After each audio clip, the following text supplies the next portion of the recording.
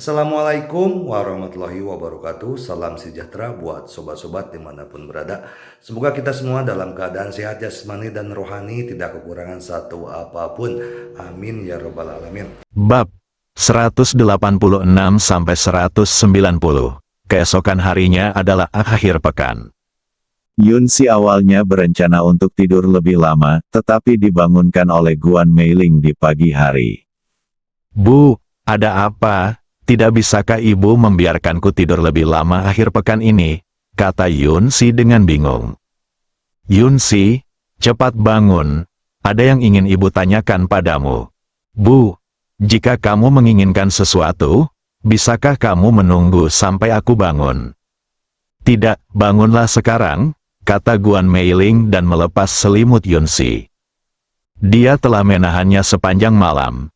Jika Yun Zonghai tidak menariknya, dia akan datang untuk bertanya pada Yunsi tadi malam. Cepat turun, ayahmu dan aku menunggumu di bawah. Selimut Yunsi terangkat, dan dia hanya bisa bangun dalam keadaan linglung, lalu turun ke bawah setelah mencuci perlahan. Yun Zonghai dan Guan Meiling masih duduk di sofa. Mereka begadang hampir sepanjang malam tadi. Hanya menyipitkan mata sebentar saat hari sudah hampir subuh. Keduanya sedang dalam kondisi pikiran yang buruk. Lagi pula, hal sebesar itu terjadi di rumah. Ayah dan ibu, ada apa? Ayah membangunkanku pagi-pagi sekali. Yunsi, ayah bertanya padamu, apakah kamu kenal seorang pria bernama Zhang Hansen? Zhang Hansen, belum pernah mendengarnya. Aku tidak kenal dia. Yunsi berpikir sejenak dan berkata, benar-benar tidak saling kenal. Pikirkan lagi. Benar-benar tidak saling kenal. Tapi aku punya alumni bernama Zhang Hanlin, dan nama mereka terpisah satu huruf. Aku ingin tahu apakah ada hubungan. Dikatakan, Zhang Hanlin, Zhang Hansen. Ketika mereka mendengar nama ini, hati mereka menegang, dan secara naluriah mereka merasa bahwa pasti ada hubungan di antara mereka. Bisakah Anda ceritakan lebih banyak tentang Zhang Hanlin ini? Dia adalah teman sekolah laki-laki yang telah mengejar saya selama beberapa tahun, tetapi saya tidak pernah setuju. Saya tidak banyak berhubungan dengannya, dan saya tidak tahu banyak tentang orang lain. Kata Yunsi, apakah kamu mengejarmu selama bertahun-tahun? Bagaimana prestasimu di sekolah? Tahukah kamu situasi di rumah? Dia berprestasi di sekolah. Ku dengar teman-teman sekelasnya di sekolah memberinya gelar 4 tuan muda. Keluarganya pasti cukup kuat. Ada apa? Ayah, mengapa kamu bertanya padanya? Yun Zonghai dan Guan Meiling saling berpandangan. Bukan apa-apa, itu bukan urusanmu, kembalilah tidur. Ibumu dan aku punya sesuatu untuk didiskusikan. Kalau begitu aku naik. Berhenti meneleponku, biarkan aku tidur nyenyak. Suamiku, menurutku itu pasti ada hubungannya dengan Zhang Hanlin.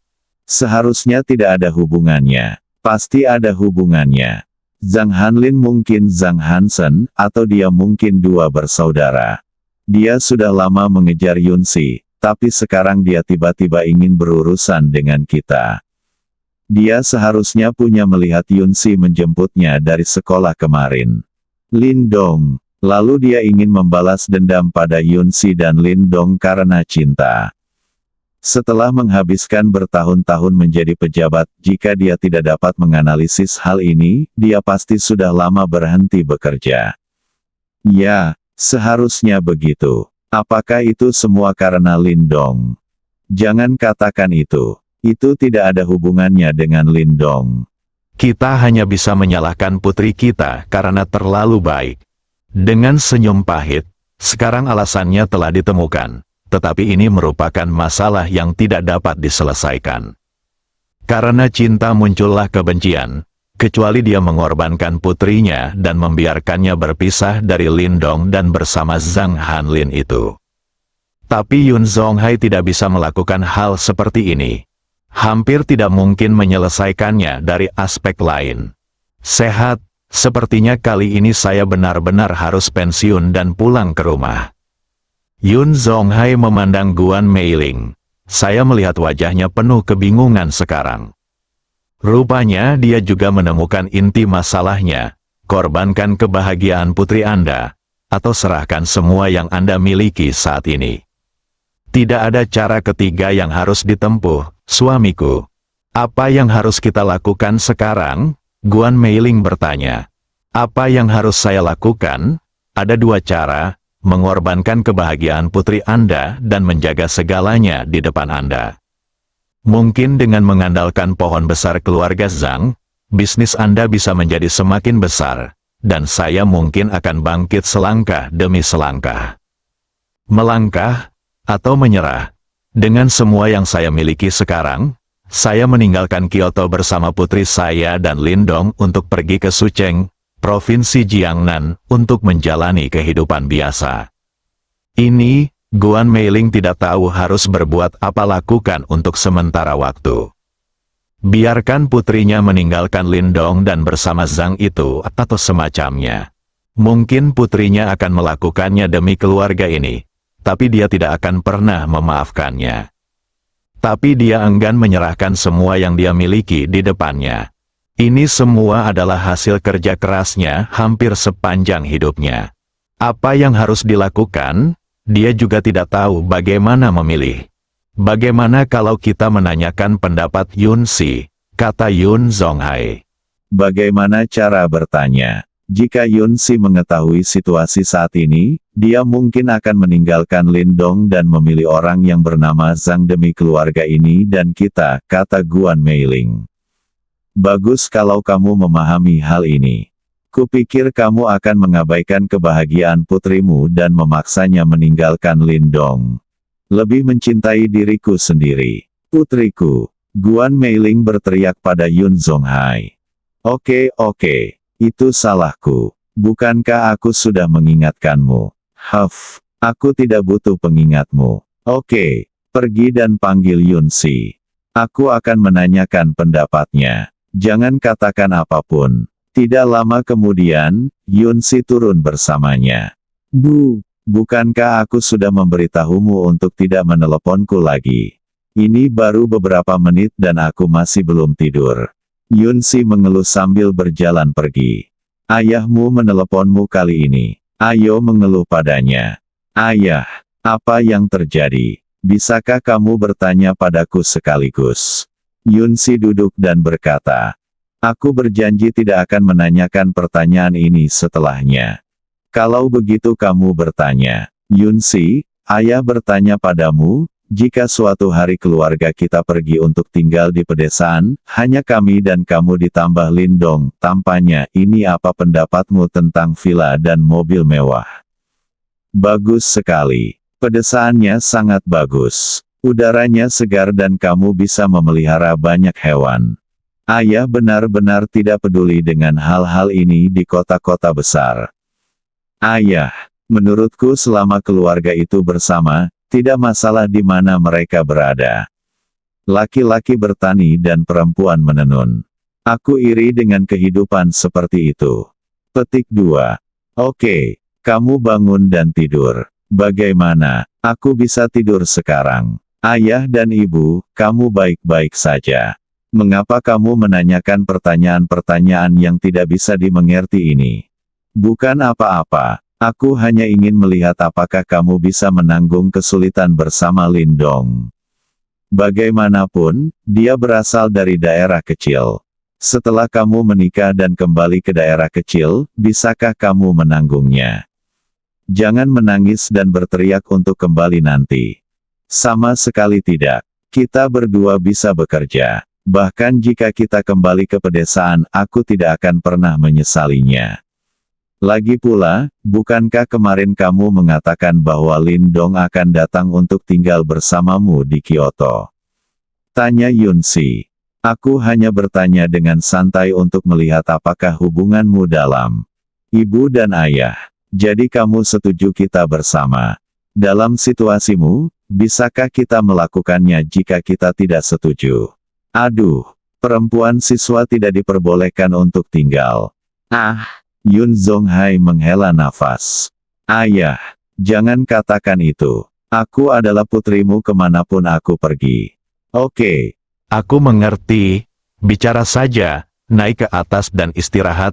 Masih ada yang perlu kita bicarakan. Yun, si naik ke atas lagi. Yun Zonghai berkata, ayo kita tangani dengan cepat. Tinggalkan beberapa jika Anda bisa, setidaknya untuk mengurangi stres mereka di masa depan.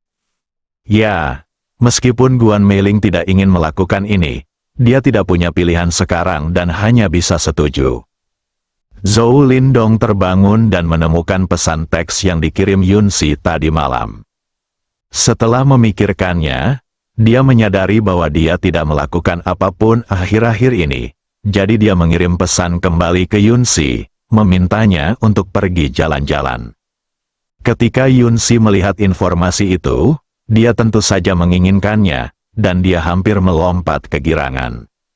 Setelah Yun Zonghai dan Guan Meiling menanyakan beberapa pertanyaan kepada Yunsi di pagi hari, mereka bergegas keluar. Keduanya membuat janji untuk bertemu di taman hutan terbesar di Kyoto. Kemudian Yunsi mengajak Lindong bermain. Meski matahari terik, namun tidak bisa menghentikan langkah Yunsi sama sekali. Aku mengajak Lindong berbelanja lagi dan lagi. Pilih tempat yang jarang penduduknya. Dia menyukai perasaan sendirian bersama Lindong. Konon Yunsi mengajaknya bermain, namun nyatanya Lindong yang menemaninya. Mereka berdua tinggal di taman sepanjang hari. Dan ketika mereka berpisah di malam hari, Yunsi masih sedikit enggan untuk pergi dan bertanya pada Lindong apakah dia akan datang besok. Lindong dengan cepat mengatakan bahwa dia harus melakukan sesuatu besok dan akan membuat janji di lain hari. Bukannya dia tidak mau, dia takut gadis kecil itu lelah. Tidak masalah baginya, tubuhnya tidak lagi masuk dalam kategori orang biasa, dan tidak ada masalah jika tubuhnya seperti ini setiap hari. Tapi tubuh kecil Yunsi tidak bisa melakukannya. Walaupun semangatku bagus, tubuhku tidak tahan, tidak akan menyenangkan jika panas. Pada akhirnya, Lindong hanya bisa menyuruhnya kembali ketika cuaca sudah membaik.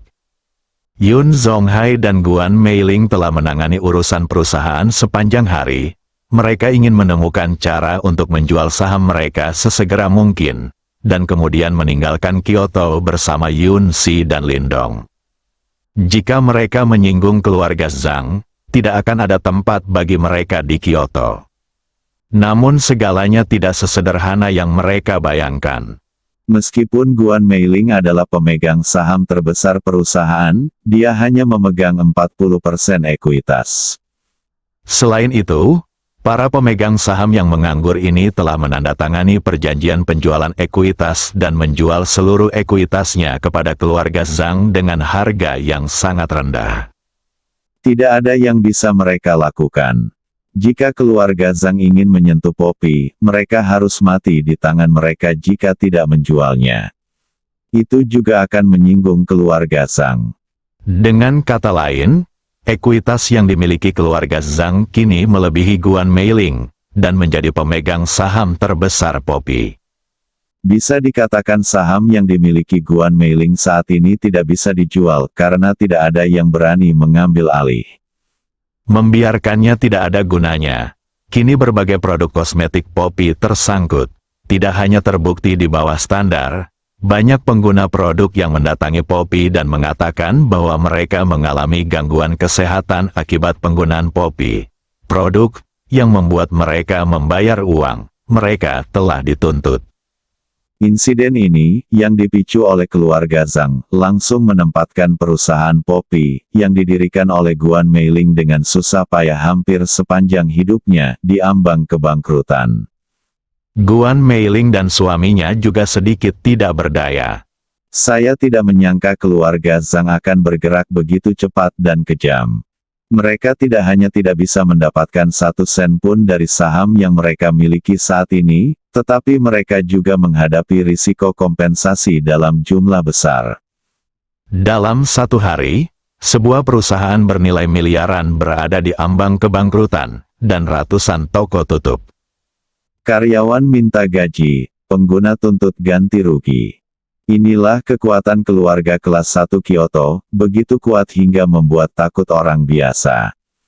Kantor pusat perusahaan Poppy. Kantor ketua. Meski hari sudah malam, Guan Meiling dan suaminya belum juga berangkat. Setelah seharian bekerja keras, bukan saja saya tidak mendapatkan uang, tetapi saya juga mempunyai hutang yang besar. Keduanya sedikit frustrasi. Tampaknya keinginan untuk meringankan beban Yunsi dan orang lain di kehidupan masa depan mereka sia-sia. Tidak hanya itu, hal itu akan menambah tekanan pada mereka. Sekarang ganti rugi berbagai pelanggan, kompensasi pengguna, dan gaji karyawan, jika dijumlahkan, jauh melebihi dana Poppy yang ada. Sekalipun perusahaan mengajukan pilot dan menggadaikan gedung perusahaan itu mungkin tidak akan cukup. Saat itu, 40% saham Guan Meiling akan menjadi beban yang sangat besar. Suamiku, apa yang harus aku lakukan? Guan Meiling bertanya dengan sedikit sedih.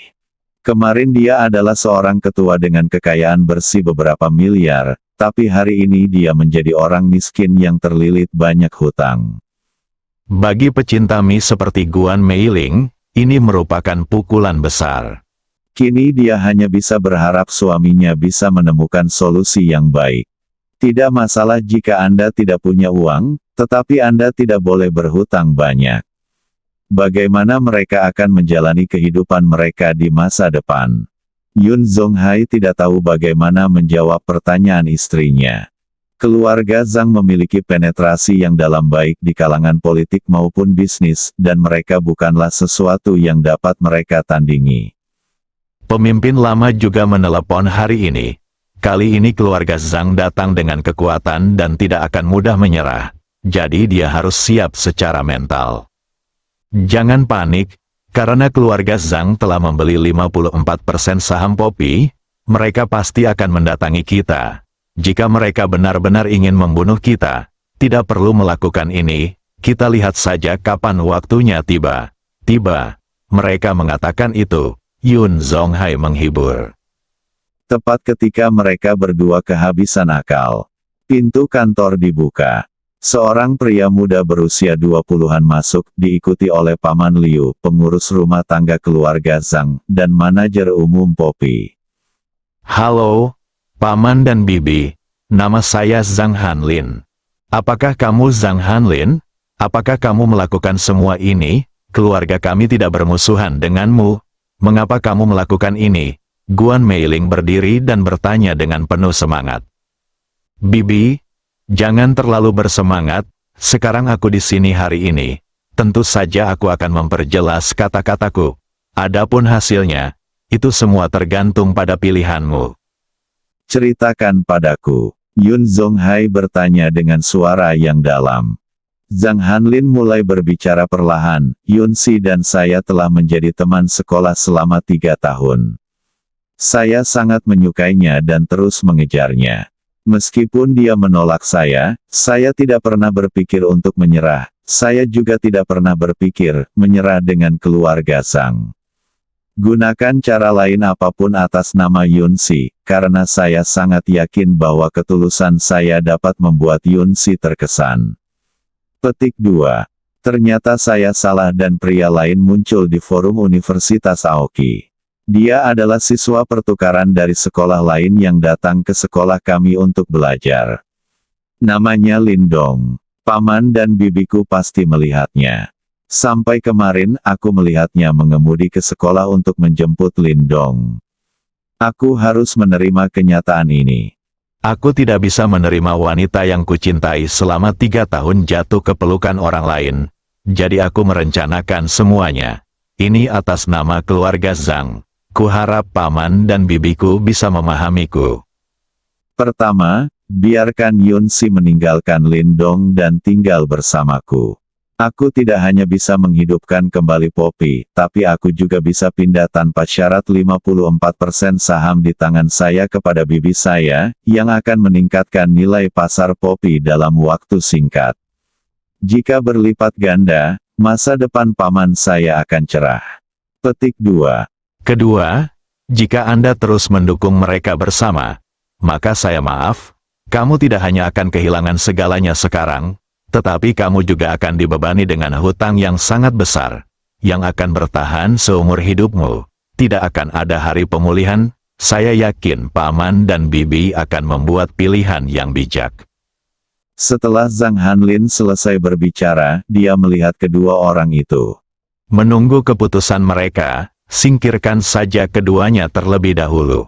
Dengan karakter Yunsi yang lemah, dia tidak akan bersikeras untuk bersama Lindong terlepas dari hidup atau mati orang tuanya. Yun Zonghai dan Guan Meiling saling berpandangan. Segalanya menjadi persis seperti yang dia analisis di pagi hari. Pewaris keluarga Zhang membenci Yunsi karena cintanya, itu sebabnya kami mengambil tindakan terhadap mereka. Guan Meiling hendak berbicara dan meminta Zhang Hanlin memberi mereka waktu untuk memikirkannya. Namun, Yun Zonghai berkata lebih dulu, "Maaf, Tuan Zhang, Yunsi punya pilihannya sendiri dalam berbagai hal. Meskipun kami adalah orang tuanya, kami tidak punya hak untuk membuat keputusan untuknya. Dia menyukai Anda dan memilih Anda. Kami tidak akan keberatan. Demikian pula, jika dia menyukai orang lain dan memilih orang lain, kami tidak akan keberatan." Guan Meiling tersipu.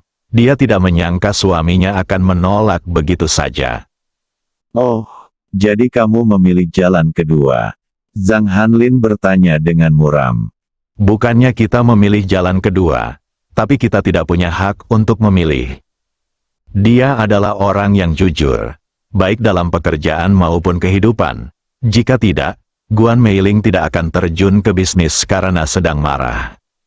Saat itu, statusnya bisa membuat keluarganya menjalani kehidupan yang superior, namun ternyata karena keengganannya menerima pendapatan abu-abu itulah Guan Meiling memasuki dunia bisnis dan menghasilkan uang sendiri. Kini dia diminta mengorbankan kebahagiaan putrinya demi membuka jalan bagi masa depannya sendiri. Jika ini masalahnya, dia sebaiknya pensiun dan kembali ke rumah. Karena kamu telah membuat pilihan ini, sebaiknya aku memberitahumu, Bibi Guan, kamu telah berkecimpung dalam dunia bisnis selama bertahun-tahun. Jika ada sesuatu yang lain ditemukan dalam kumpulan kosmetikmu, apakah kamu pikir kamu akan menghabiskan sisanya? Hidupmu di penjara. Lulus. Zhang Hanlin berkata dengan muram. Karena pihak lain tidak mau menerima kata-kata lembut dan keras, jangan salahkan dia karena kejam. Apa, kamu? Guan Meiling berteriak dengan ketakutan di wajahnya. Zhang Hanlin, kamu tidak bisa melakukannya, kata Yun Zonghai menahan amarahnya. Benarkah? Mari kita tunggu dan lihat. Setelah Zhang Hanlin selesai berbicara, dia berbalik dan meninggalkan kantor, diikuti oleh Paman Liu, pengurus rumah tangga, dan manajer umum Poppy. Suamiku, aku tidak ingin menghabiskan sisa hidupku di penjara. Selamatkan aku, teriak Guan Meiling. Dia sangat ketakutan. Tidak mudah bagi raksasa seperti keluarga Zhang untuk menjebaknya. Jangan khawatir. Aku tidak akan membiarkan mereka berhasil. Setelah mengatakan ini, Yun Zonghai mengeluarkan ponselnya dan menelepon pemimpin lamanya. Saat itu, Guan Meiling menyalahkannya karena tidak bisa menggunakan kekuasaannya, namun dia tidak tahu bahwa bos lamanya memilih dia sebagai sekretarisnya karena karakternya yang jujur. Begitu dia menggunakan kekuasaannya untuk mencari keuntungan bagi dirinya sendiri, dia mungkin saja melakukannya sudah lama dikeluarkan dari kelas. Dia tahu bahwa pemimpin lamanya juga orang seperti itu. Panggilan tersambung. Yun Zonghai memberitahu pemimpin lamanya apa yang baru saja terjadi. Zonghai, lakukan apa yang kamu inginkan dan aku akan menjaga keamanan keluargamu. Tidak peduli seberapa besar keluarga Zhang, mereka tidak bisa lebih besar dari Wang Fa. Orang tua di telepon berkata dengan nyaring. Terima kasih, pemimpin lama, kata Yun Zonghai dengan air mata berlinang. Setelah menutup telepon, pasangan itu menghela nafas lega dengan jaminan dari pemimpin lama. Dengan karakter pemimpin lama, asalkan setuju pasti akan melakukannya. Kemudian tersiar kabar bahwa mereka berencana menjual saham Poppy. Meski sudah mengetahui hasilnya, mereka tetap ingin mencobanya, cerita ingin membelinya. Selama sahamnya dijual, utangnya tidak ada sangkut pautnya dengan mereka. Saham yang semula bernilai lebih dari 3 miliar itu dilepas mereka dengan harga 500 juta, meski tak banyak harapan. Bukannya mereka tidak ingin mematok harga lebih rendah, namun semakin rendah harganya maka akan semakin timbul kecurigaan pada orang lain. Sekarang bagian ini akan segera menjadi populer, dan mereka bisa memberikannya kepada siapa saja secara gratis, apalagi menjualnya untuk mendapatkan uang. Setelah Zhang Hanlin meninggalkan markas besar Poppy, dia duduk di dalam mobil dan berkata kepada pengurus rumah tangga Paman Liu, "Paman Liu, lakukan apa yang baru saja saya katakan, cari sesuatu dari kosmetik yang disita, dan tangkap Guan Meiling dulu. Mari kita lihat apakah masih ada berani berbicara kepadaku seperti ini." "Ya, Guru." Setelah pengaturan dibuat, tidak lama kemudian, Paman Liu menerima kabar yang membuat ekspresinya berubah. "Tuan muda kedua, ada perlawanan," kata Paman Liu. "Perlawanan apa?" Zhang Hanlin bertanya. "Seseorang maju untuk melindungi keluarga Yun Zonghai. Dan latar belakangnya tidak kecil. Rencana ini tidak mungkin dilakukan. Bajingan, pasti orang tua yang tidak mati. Yang tidak mati adalah pencuri. Kalau begitu biarkan saham Guan Meiling berubah menjadi liabilitas secepatnya, semakin banyak semakin baik." Tanda seru tanda seru. Zhang Hanlin memarahi dengan marah. "Dimengerti." Chen Hui, sebagai kepala cabang investasi Donglai International di Kyoto, telah memperhatikan perubahan dalam komunitas bisnis Kyoto. Kemajuannya agak lambat akhir-akhir ini, dengan hanya lebih dari 1 miliar yang dibelanjakan setiap hari, dan hampir semuanya untuk membeli real estate. Bos besar sedikit tidak senang, dan dia juga sangat cemas. Namun komunitas bisnis di Kyoto memiliki lingkaran yang sama dengan komunitas bisnis di Kyoto, dan sulit bagi pihak luar seperti mereka untuk berintegrasi ke dalamnya. Seringkali ketika kita menerima kabar bahwa seseorang membutuhkan pembiayaan, pada saat mereka datang, pembiayaan tersebut sudah selesai, atau mereka langsung ditolak dan tidak diperbolehkan masuk pasar sama sekali. Anda harus tahu bahwa alasan mengapa Donglai International bisa mendapatkan pijakan di kota ajaib adalah karena bos besar secara pribadi mengambil tindakan dan menghancurkan sebuah keluarga besar. Bos besar tidak menyukai investasi beberapa juta, dan mereka tidak memiliki peluang untuk investasi ratusan juta. Sehat, itu sulit. Dia sangat khawatir akhir-akhir ini. "Saya bekerja lembur setiap hari, tetapi hasilnya tidak terlalu bagus. Namun, hari ini, saya mendengar Anda segera mengetahui berita bahwa pimpinan Poppy menjual 40% saham Poppy seharga 500 juta. Tim mereka segera mulai mencari dan mempelajari tentang perusahaan opium ini. Segera semua data keluar. Nilai pasar bunga Poppy sudah mencapai 1 miliar. Berapa 40%-nya? Lebih dari 3 miliar, bukan? Bagaimana ini bisa terjadi? Jual saham senilai lebih dari 300 juta seharga 500 juta. Chen Hui merasa pasti ada yang tidak beres di sini. Namun, dia memutuskan untuk menghubungi pihak lain. Setelah Yun Zonghai dan Guan Meiling merilis berita tentang penjualan saham, mereka pulang. Namun tidak lama setelah sampai di rumah, Guan Meiling menerima panggilan telepon aneh dari pihak lain yang ingin membeli saham Poppy miliknya. Hal ini membuat mereka sangat bahagia. Selama pihak lain mau membeli, mereka bersedia menjualnya, berapapun harganya, atau bahkan memberikannya secara cuma-cuma. Chen Hui menanyakan pertanyaan secara langsung kepada Guan Meiling. Makanya saham senilai lebih dari 3 miliar dijual seharga 500 juta. Guan Meiling hanya mengatakan bahwa dia telah menyinggung orang yang salah dan ingin meninggalkan Kyoto, jadi dia menjualnya dengan harga murah. Meskipun Chen Hui merasa masalahnya mungkin tidak sesederhana itu, dia tetap memutuskan untuk membelinya. 500 juta adalah jumlah yang kecil baginya, yang telah menangani puluhan miliar, dan itu layak untuk dipertaruhkan. Adapun menyinggung orang, dia benar-benar tidak takut menyinggung perasaan orang lain sekarang. Mereka juga menyinggung orang-orang di kota ajaib, apa hasilnya? Itu berakhir dengan kehancuran pihak lain dan pembukaan pasar kota ajaib. Jika kita mencobanya di Kyoto, kita harusnya bisa berdiri tegak. Dia masih takut pihak lain tidak akan menyinggung perasaannya.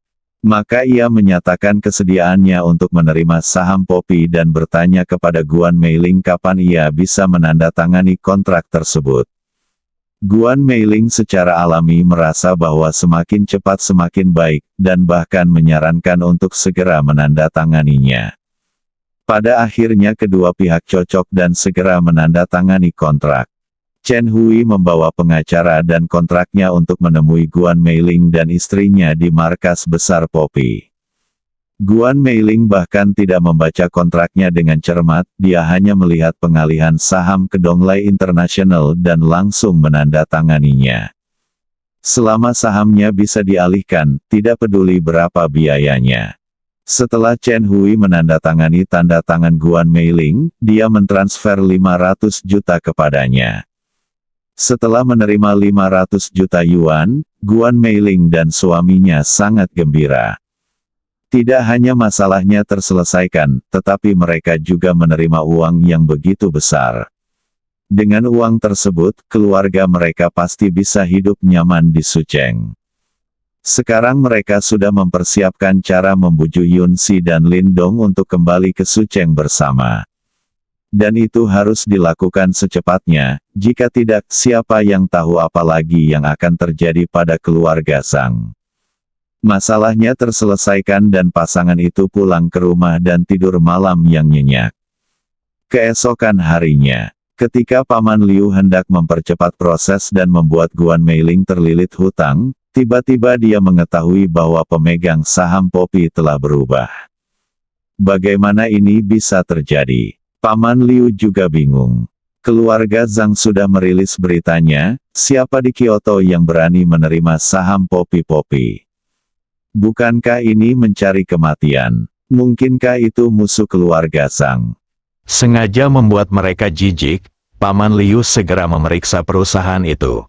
Grup Investasi Internasional Donglai, sebuah perusahaan baru yang baru berdiri dalam 2 bulan terakhir.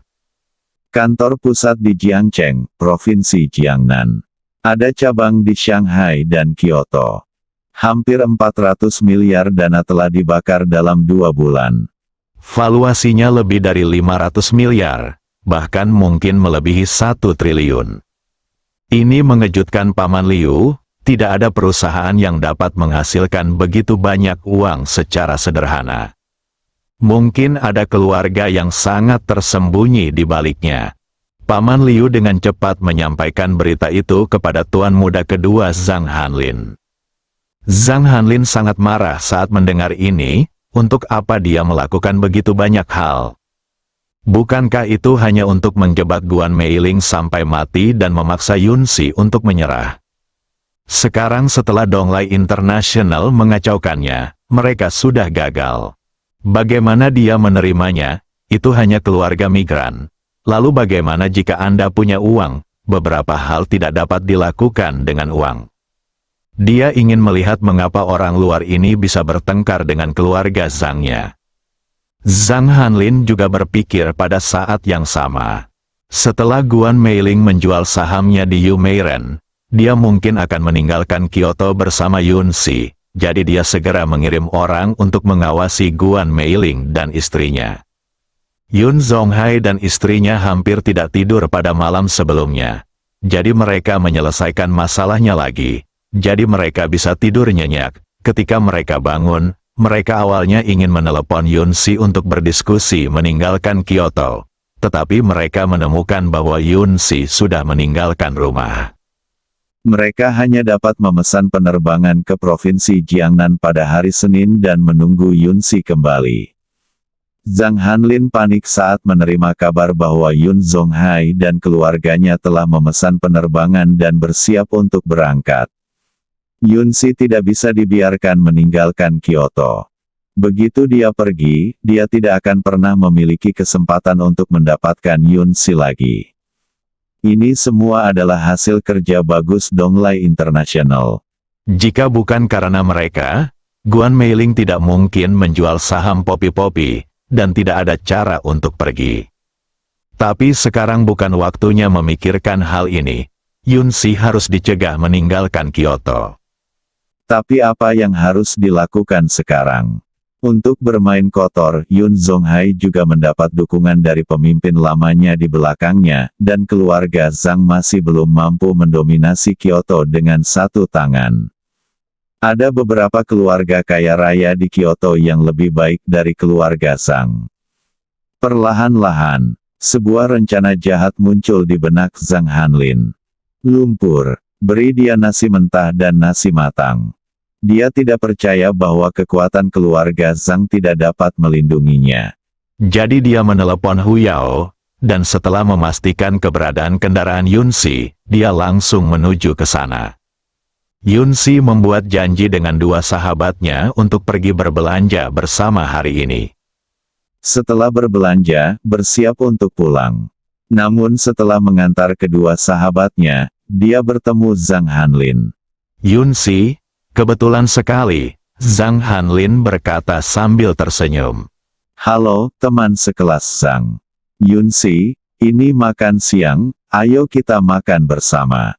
Maaf, teman sekelas Zhang, aku baru saja makan malam dengan teman-temanku dan aku akan pulang sekarang. Selamat tinggal. Oleh Zhang Hanlin, dia meraih pergelangan tangannya. Yunsi, beri aku wajah, kata Zhang Hanlin menahan amarahnya. Maaf, kita tidak akrab satu sama lain, tolong lepaskan aku. Yunsi ingin membuang tangan Zhang Hanlin, tapi gagal. Meskipun Zhang Hanlin tidak menggunakan banyak tenaga, dia adalah orang kelas 2 bagaimanapun juga, pemimpin puncak, dan Yunsi hanyalah seorang wanita yang lemah, jadi tentu saja dia tidak bisa membebaskan diri. Mereka bermain-main di sini, yang juga menarik beberapa orang untuk menonton. Lepaskan aku, Zhang Hanlin, maaf semuanya. Ini pacarku, aku baru saja membuatnya marah. Aku akan membawanya pergi sekarang. Setelah Zhang Hanlin mengatakan itu, dia menarik Yunsi pergi, tapi itu tidak ada gunanya. Semua orang mengira mereka benar-benar sepasang kekasih yang sedang bertengkar. Jadi mereka tidak memperhatikan dan berpencar. Zhang Hanlin menarik Yunsi ke mobilnya. Dia menjadi gila sekarang. Bahkan tangan yang memegang tangan Yunsi menjadi semakin keras. Yunsi menangis kesakitan, tidak bisa membebaskan diri. Dia juga merasa ada yang tidak beres dengan Zhang Hanlin hari ini, tapi dia tidak melakukan apapun sekarang. Mobil Zhang Hanlin sangat dekat dan dia hampir menyeret Yunsi ke mobilnya. Yunsi meronta dan berteriak tanpa hasil.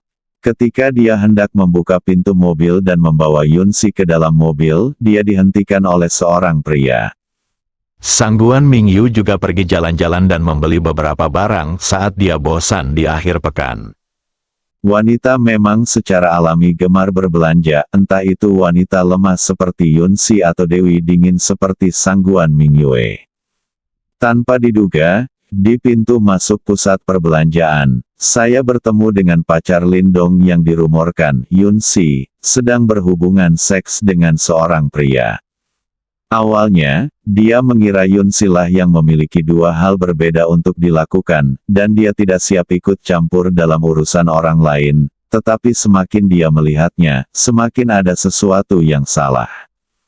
Yunsi jelas tidak ingin mengikuti pihak lain, tetapi dia diseret oleh pihak lain. Jika ini diseret ke dalam mobil, pasti ada yang tidak beres. Sebagai seorang wanita, dia pasti tidak bisa membiarkan masalah ini berkembang. Apalagi rumor pacar Lindong, yang khawatir tentang bagaimana bisa terlibat dengan Lindong. Terlepas dari emosi dan alasannya, dia harus mengurus masalah ini. Jadi ketika Zhang Hanlin hendak membawa Yunxi ke dalam mobil, dia menghentikannya. Zhang Hanlin memandang Sangguan Mingyu dan berkata, "Siapa kamu? Ini masalah antara pacar kita. Tolong jangan ikut campur dalam urusan kita sendiri." Suasana hatinya sekarang dia ingin dia lakukan adalah membawa Yunxi ke dalam mobil sesegera mungkin, dan kemudian memasak nasi mentah bersamanya. Dia bersemangat hanya memikirkan fakta bahwa dia akan mendapatkan Dewi yang dia cintai selama 3 tahun. Adapun metode apa yang digunakan, tidak masalah baginya sekarang, selama dia bisa mendapatkan Yunxi, dia bisa menggunakannya tidak peduli betapa kejamnya itu. "Kakak, selamatkan aku bukan pacarnya, dia ingin menculikku." Setelah melihat Sangguan Mingyu, Yunxi memohon seolah-olah sedang memegang sedotan penyelamat. Yunxi tidak mengenal Sangguan Mingyu, tapi Sangguan Mingyu mengenalnya hanya karena pacarnya yang dirumorkan adalah Lindong. Baru-baru ini, dia telah lama mempelajari Lindong untuk melihat bagaimana dia bisa memulai darinya dan membuatnya bersedia membantunya. "Tidak masalah siapa aku, yang penting Nona Yunxi ini bukan pacarmu kan? Apa yang kamu pikirkan di siang hari bolong? Merampok seorang gadis," kata Sangguan Mingyu keras-keras. Ucapannya menarik perhatian banyak orang yang lewat. "Tolong bantu aku melaporkan bahwa aku bukan pacarnya. Dia ingin menculikku." Saat ini, seseorang telah mengeluarkan ponselnya untuk mengambil gambar. Zhang Hanlin segera melepaskan pergelangan tangan Yunxi.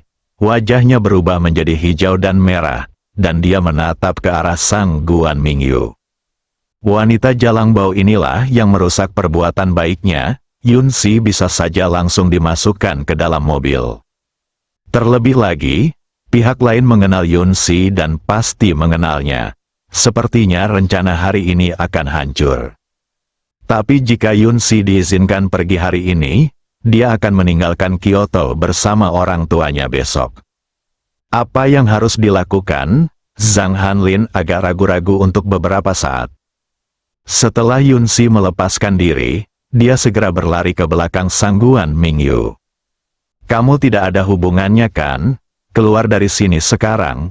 Aku sedang ada konflik dengan pacarku. Apa hubungannya denganmu? Jika kamu tidak keluar dari sini, aku akan menulis surat turunkan satu persatu dan selesaikan masalah denganmu nanti." Zhang Hanlin langsung dia mengutuk orang-orang di sekitarnya. Beberapa orang yang takut akan masalah perlahan-lahan menarik diri karena tidak ingin menimbulkan masalah. Kebanyakan dari mereka yang ragu-ragu mulai mundur perlahan setelah melihat supercar papan atas di depan Zhang Hanlin. Mereka yang bisa mengendarai mobil sport kelas atas memiliki status dan latar belakang yang sangat istimewa. Tidak adil jika menyelesaikan masalah dengan mereka. Pada akhirnya, hanya ada beberapa orang tersisa yang mungkin sedikit kuat dan tidak takut akan masalah menonton. "Kalian hanya bersenang-senang, dan saya hanya akan menonton. Kalian tidak akan berbicara. Saya tidak akan memotret, dan saya tidak akan melaporkan kalian. Ya, kamu hanya bersenang-senang, mari kita lihat keindahannya. HMPH, apakah kamu yakin ingin membaca tentang perempuan jalangku?" Zhang Hanlin bertanya. Ekspresi beberapa orang berubah ketika mendengar kata makar. Mereka juga orang-orang yang berpengetahuan luas. Di kalangan anak muda Kyoto, tato tidak diragukan lagi merupakan eksistensi yang dirindukan sebagian besar orang. Banyak orang mencoba yang terbaik untuk masuk, tetapi tidak ada jalan. Banyak keturunan keluarga bangsawan Kyoto berkumpul di dalam. Tidak ada orang sederhana yang bisa bergabung dengan partai makar. Mereka tidak berani mengacaukannya. Ternyata dia kakak tertua dari gangster pengkhianat itu. Kamu sibuk. Yang lebih mudah harus mengundurkan diri dulu." Zhang Hanlin memperhatikan beberapa orang pergi. Lalu berbalik, menatap Sangguan Mingyu dengan tatapan dingin dan berkata, "Saya menyarankan Anda untuk mengurus urusan Anda sendiri. Beberapa hal berada di luar kendali Anda. Berhati-hatilah agar tidak marah dan membakar diri sendiri. Tidak hanya kamu yang akan merugikan dirimu sendiri, tetapi kamu juga akan merugikan orang lain, keluarga." "Oh, saya benar-benar ingin mengurus ini. Mari kita lihat apa yang dapat Anda lakukan terhadap saya," kata Sangguan Mingyu sambil tersenyum, sama sekali mengabaikan ancaman Zhang Hanlin. Meskipun dia tidak populer di keluarga Sangguan, dia tetap menjadi wanita tertua di keluarga Sangguan. Bukan karena dia meremehkan Zhang Hanlin. Jika Zhang Hanlin benar-benar terlibat dalam keluarga Sangguan di belakangnya, dia tidak akan pernah menginginkannya. Bantu saja dia memecahkan kebuntuan saat ini, entah menjadi perempuan jalang atau tidak, dia tidak memasukkannya ke dalam hati sama sekali. Saya mendengar bahwa Qin Zheng sepertinya adalah raja bajingan, bukan?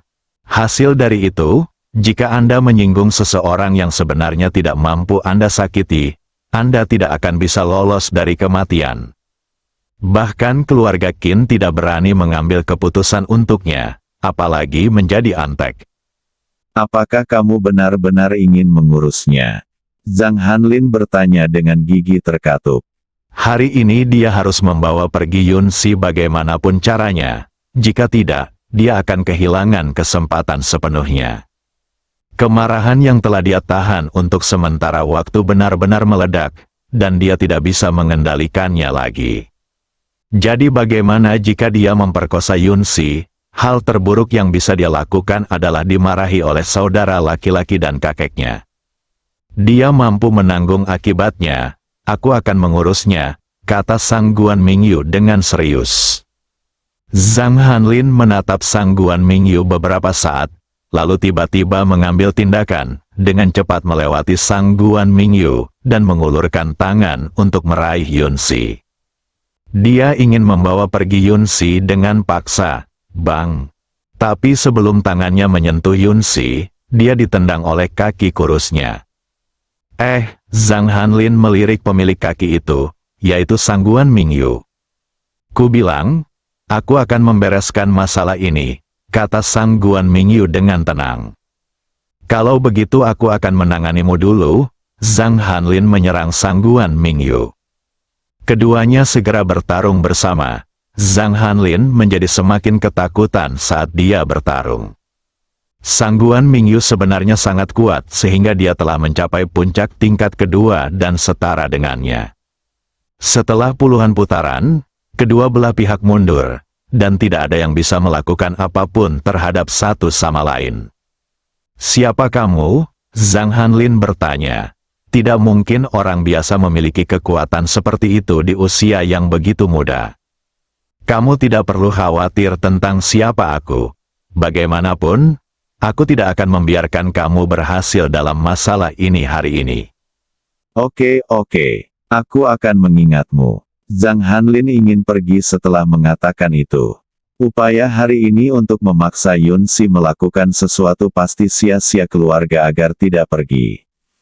Tetapi pada saat ini, Sangguan Mingyue memiliki sebuah ide muncul di benaknya, dan ketika Zhang Hanlin hendak berbalik dan pergi, dia memukul lawannya dengan telapak tangan. Zhang Hanlin tidak menyangka bahwa Sangguan akan tiba-tiba mengambil tindakan, jadi dia memukulnya secara naluriah. Awalnya, tinju dan telapak tangan seharusnya terhubung. Tetapi Sangguan Mingyu bergerak sedikit dan membenturkan bahunya langsung ke tangan Zhang Hanlin. Di saat yang sama, dia juga memukul dada Zhang Hanlin dengan telapak tangannya sendiri. Bang! Keduanya mundur beberapa langkah secara bersamaan. Zhang Hanlin langsung menabrak mobilnya, menyebabkan bagian atas mobil sport penyok. Setelah keduanya berdiri, darah mengalir dari sudut mulut mereka. Kakak, kamu baik-baik saja." Yun Si segera melangkah maju untuk mendukung Sangguan Mingyue dan bertanya dengan ekspresi khawatir di wajahnya. "Saya baik-baik saja." Zhang Hanlin melirik ke arah Sangguan Mingyue, berbalik, masuk ke dalam mobil dan pergi. Bersambung.